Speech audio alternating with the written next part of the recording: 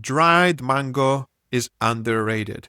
Dried mango is one of the best things you can do for yourself because the way it comes into these strips, it has the texture and resistance and mouth experience of beef jerky, but at the same time, it's fruit, it's full of fibers, it's so yummy, it's so healthy, and it's such a wild experience to have it in your mouth. There are no two pieces of dried mango that are ever the same in your mouth.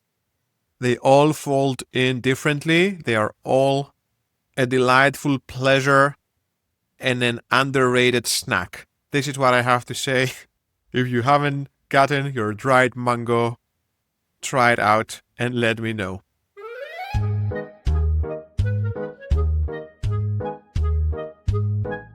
Remember when we used Instagram to see our friends' photos? It was a social sharing app. And sometimes I catch myself being on Instagram and I wonder, when did it turn into this demonic machine that's sucking our eyes, brain, and soul? And I think a lot of it has to do with the reel format. It has taken the world. Can you imagine Instagram without reels? Just for a second? Just photos? Do you remember YouTube before Shorts? Now, I want to watch a video on YouTube, and literally the front page is flooded with annoying shorts, advertisements, and things it thinks I should watch. If you use YouTube on your mobile, you can't even find the search button. Like, they're not interested in you searching and finding a video you like. They're literally just interested in hooking you up with some reel that you clicked by, intriguing title or accident, and then you're plugged in, and you keep on scrolling. But do you remember the world without reels, without YouTube shorts, without Facebook shorts, without TikToks? Because I think that life was explicitly different before we all got access to this visual drug. And we're all in it. The younger people are on TikTok, the millennials are on Instagram, the boomers are on Facebook, and I think my mother is the only one that is for some reason watching shorts on YouTube.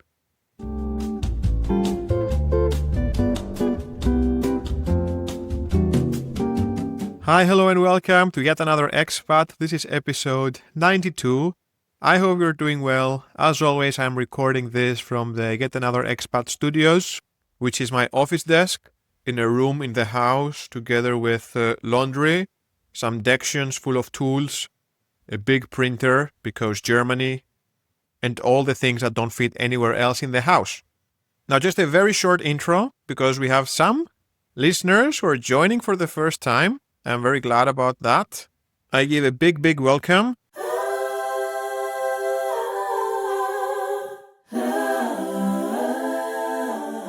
This is a weekly podcast where I share thoughts, stories, news from things that I encounter in life, the internet, and Berlin. This is the best way to put it. Sometimes it's more personal stories, observational things that happen to me. Other times it's more news, world news, geopolitics, the tragic state of it all, existential dread, doom scrolling for the ears, and the desire to just drop everything, go back to my village and grow tomatoes. And this is where I come, and I bring these thoughts, and I share these news and questions. So thanks for joining, thanks for listening, and let's get this episode going.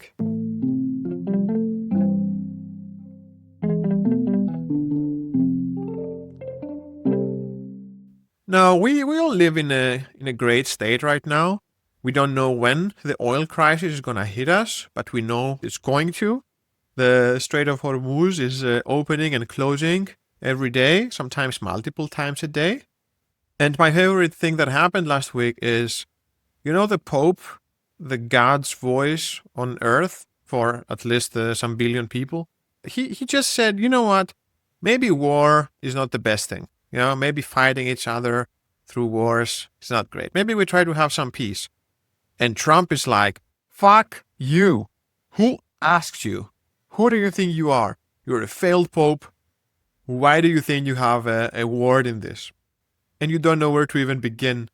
Do you remember there was this picture showing Trump that he was holding a prayer in the White House and all of his puppets were praying with him at the Oval Office. If you haven't seen this photo, I really think you should. I think it's one that will go down in the history books. There's Trump with his eyes closed and a very serious face. And then literally the whole set of puppeteers that he has are touching him. They're all laying a hand on him and they are doing this collective prayer. So it only makes sense to say fuck you to the Pope, right? He's basically God's representative on earth. And that's not the best part.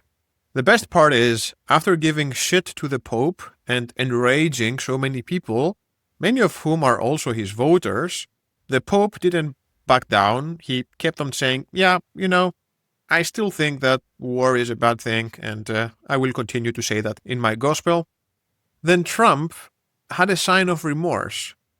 And the way to express that was that he uploaded yet another AI photo of himself as fucking Jesus or God healing a person.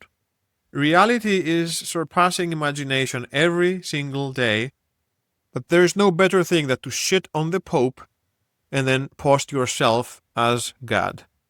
I think this is peak narcissism, egomaniac, or probably also entering the mental disorders space. And then, when the entire world was like, what the hell are you doing? He came with a straight face and told to the news, oh no, in that picture, I am a doctor. I am a doctor. If you see the picture, there is bright light coming out of his hands while he's touching this person on the head, like performing a miracle, with literal wings and paradise stuff behind him. But yes, of course, a picture of a doctor. Then someone else from his government asked if the Pope has ever read the Bible, which is funny. They attack characters in the same way they would do if it was just a politician from the Democrats. It doesn't matter if it's literally the leader of the Catholic religion on earth. They have the same playbook. So this is where we are. The king is angry with the Pope, and the citizens are spreading easily preventable diseases. What year is this? It sounds like we're back in the Middle Ages. Now, let's take a moment to talk a little bit about AI video. When was the first time you fell for an AI video? Do you know that it has happened? Maybe it has happened and you don't even know it. Maybe you remember. Maybe you already forgotten it, now it's a normal thing for you. But when it happens, it's hard, isn't it? It's painful. And I think it happens to all of us, or it will happen to all of us, to fall for an AI video. And then, how much of it is it okay? I don't mean just to see it, I mean to share it, to send it to someone, to do something with it, and then to realize it was AI. I think the first time this happens, you feel really bad. Maybe it's okay if it happens once every quarter, that you get to do that before you become socially finger-pointed. But it is becoming more and more difficult. I have discovered this Reddit place. It's called Is This AI? And it's literally people posting photos and asking for the crowd, for the masses, to talk and say if it is AI or not and why. And it's crazy how you see people go into the details of how things align or how the geometry of the place is not working and trying to figure out what it is that gives it away that this is an AI creation. And I'm pretty sure that this community is heavily monitored by AI scrapers to collect all the little flaws and make sure that they get even corrected for the next time. I think it's okay that there is a space that asks if something is AI. I think it's the most noble thing to do. If you're not sure, put it somewhere and ask. Do you know what I don't like? All these stupid people that call everything AI. Whenever there's something posted that someone doesn't like, or if they want to do some race baiting, you will always see under a cool video, just because it's too nice, someone saying it's AI. without thinking, without evidence. It's just the thing to say if you are in disbelief. You can just call it AI, and then it's on others to prove that it's not. So I dislike these people. Anyone saying it's AI under a video where it's not clear if it is AI or not, and they add no information to tell why it's AI video or not, because it's adding nothing. It's a very low effort thing to say, and it just disorients and blurs the conversation and only adds to the feeling that you cannot really trust anything. Which made me remember, if you don't know, as of late 2025 and 2026, so basically now, China has implemented very strict regulations requiring social media influencers to possess verified academic degrees if they want to talk about something. Now, this is an extreme end, but it's a little bit on the same thing. China is saying that you cannot go out there and just say anything you want, especially if it has to do with science, health, medicine, law, finance, if you don't have any idea what you're talking about. Because there are so many media influencers that give life advice on all sorts of topics or have opinions, but there are topics where spreading misinformation and having fake experts say unscientific things is hurting real-world expertise. So anyway, I'm not saying this is what should happen, but this is what they do. Discussing expert-level topics, if you have no degree, you have no voice. And this is because about 30% of the information that is circulating is reported as misleading by professional style content. But it is what it is. We will also have AI-labeled content. And this is when tiny podcasts like this one, produced by a lonely man in his desk, while my partner is taking our 1-year baby out so I can record, will get the recognition they deserve, because it doesn't get more pure than that. 100% human, for better or for worse. Now, this next story is small, a bit surreal. I went to see Wunderkammer, which is a fancy modern ballet. But I will just walk you through what happened in a style with less words than usual. So here I am living life. And then all of a sudden, I get gifted fancy ballet tickets for my birthday. My partner cannot come. She's on baby duty. We cannot go both. So I need to decide what to do. I try friends. I get a 404, friends not found. I put the ticket on eBay. And I get one person interested. Reiner shows up. He writes like he is from the 1800s. I use Google Translate and sell my ticket to Reiner. Reiner buys the ticket, and then I ask, do you want 2 tickets? Because maybe it doesn't make sense for me to go with a stranger. Maybe I just sell both tickets. Reiner says, no thanks. I only need 1. I'm tempted to sell the second one on eBay too, but I decide no. This is happening. It's me and Reiner. We're going on a date. Now the weird thing is that I have told Reiner after he bought the ticket that I have a second one. So I don't think he was expecting this either. He thought he's getting 1 ticket and that's it. If I would happen to sit next to him, he wouldn't know. He would be 2 strangers that just sold an internet online, but now he knows. I go, he's not there.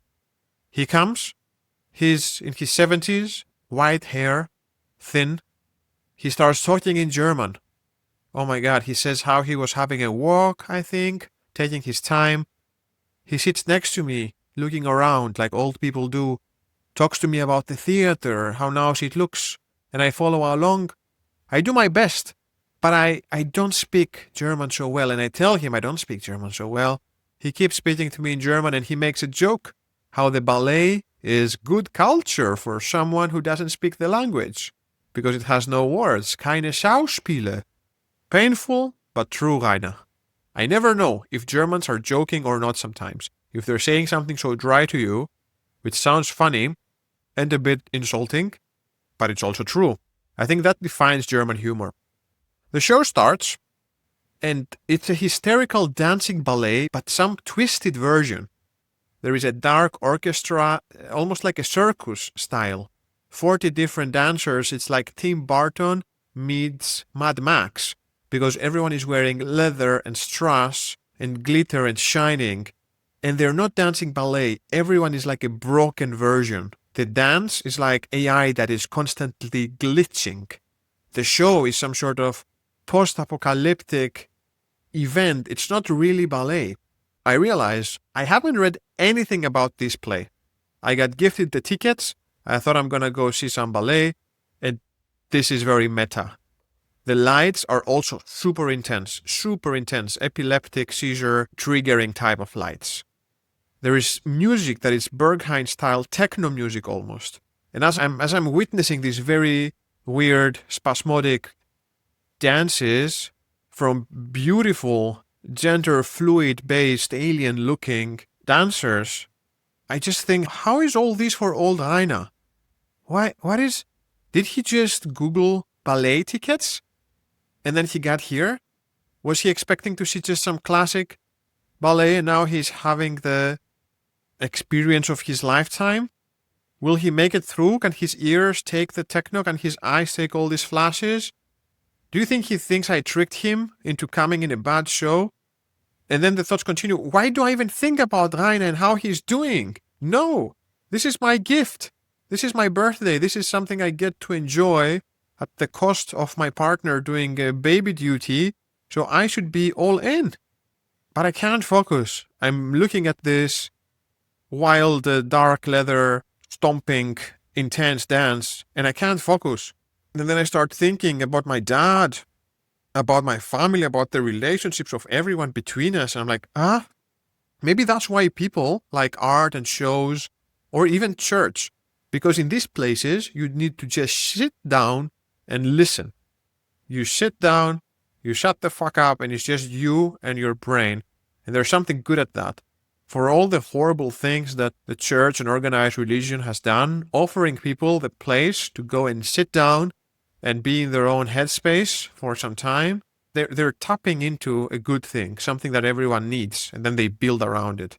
But anyway, there I am, witnessing this intense post-apocalyptic wild dances, and I realize I never read descriptions for movies because I don't like to get spoilers. I don't like to see trailers because they give away too much. But maybe when I go to things that need interpretation, like plays and ballets and art stuff, maybe I should actually read so I understand what the hell it is that I'm seeing. I hope Reiner makes it alive.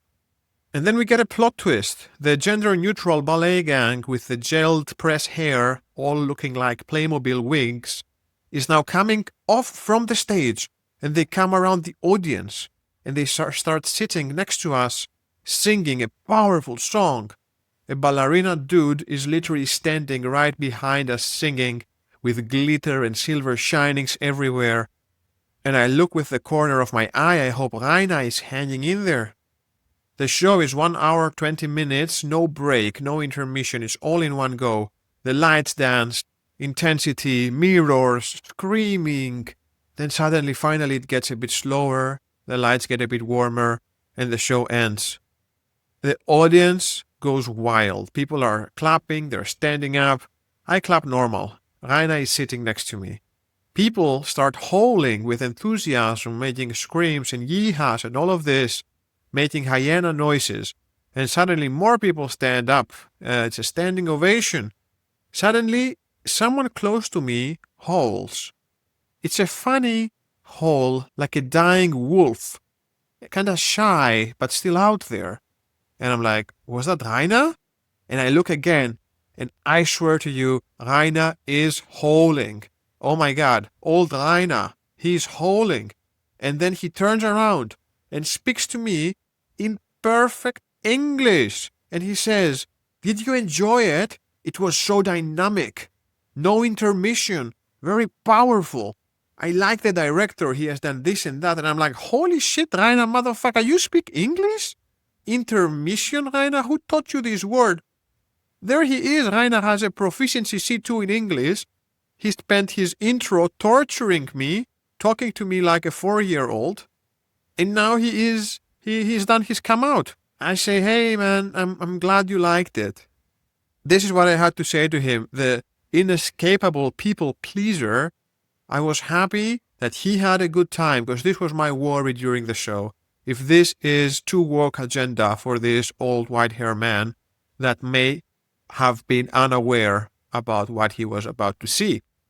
But then we have to walk together out because this is life, and we go to the line of coach that is so big. And the more we stand together, the more I feel this social anxiety piling up. I don't need so much contact, Reiner. I think I've exhausted all my social points for tonight. We have a handshake and a pat in the back. I'm out of the theater. My phone battery also died, and I spent the rest 1 hour train ride home with no phone. It felt like a week, but it was good. Fun night. 8 out of 10.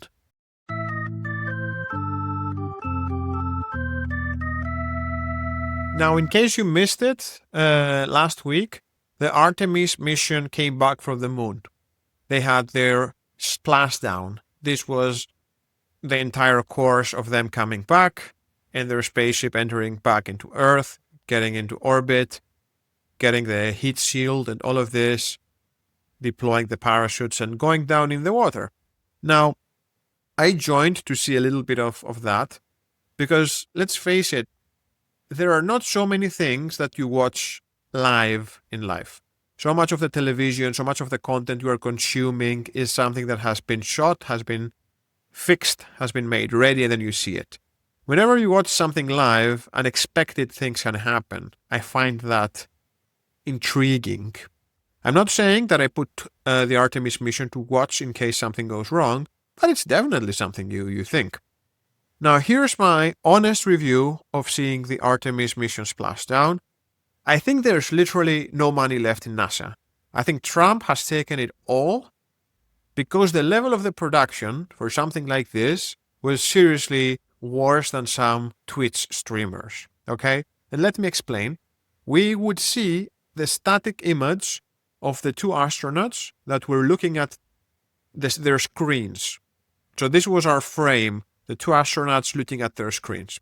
And then on top of that, the commentators would talk nonstop about what is happening. So they would say what is happening right now, what is the speed of the spacecraft, what is the heat shield and how it will deploy, how things are supposed to be down. They explain everything by voice, and the only thing we see visually is the cockpit of this spaceship. And on the top left, there is one countdown that is like, I don't know, 1 hour, 2 hours, whatever. Because it was a long time. There are a lot of stages, to make it. And that was it. And I'm like, I'm sorry, can't you just add more things like to help out? Can't you make a mini map at the bottom to show us where is this thing? Where is it right now? Where is the spaceship and where is Earth? How close is it? Give me a sense of proximity, of understanding. When is it going to enter the atmosphere? When is it going to get burned? Make me, I don't know, show me some 3D so I can understand how it moves. There was none of that, and they talk, and I'm like, man, I cannot contain all this information that they are sharing in my head while I'm seeing a cockpit and no one else. Like these commentators from NASA, they are giving you all the information of what's about to happen, but it's just too much. The room that they are trying to paint for us to be in, it needs too much RAM. I don't have it in my head. I need some visual information on the screen. Tell me what stage we are, what is the name of it, and when does the next stage happen? Maybe put it in the bottom left of the screen. The stage right now, how long until the next stage, and what are the things that need to happen successfully to move on? Like, give me something. And I'm sorry, but I have to compare with what SpaceX did, They had a show in full graphics. They were showing you in 3D what will happen before it happened in reality. They would have different speakers speaking from the studio, showing. They would have their analysts and their specialists that would be coming in and out of the talk. They would visually have on the screen exactly the timeline of what is happening and when it's happening and when are we now on this timeline and what's next. And then they would talk to you, and then everything was so much more natural. And in this, you just saw the cockpit and then a voice. At some point, they put a horrible 3D, and this is just It speaks to the gutting that has happened. Like seriously, they have only left the engineers in there. They didn't leave one media person in there. I think when they cut the funding so much, one of the first things you probably get out is all of the marketing, media, PR, and all these things that are not the core business you're doing. It's not the engineers that built the rocket. It's everything else around them. And that got me so frustrated because seriously, this is a spectacle we get to see once in 50 years. And they couldn't add a few resources to make a proper streaming and production for the entire world to see. It was disappointing. And I'm only talking about the live stream coverage of the re-entry of the Artemis mission.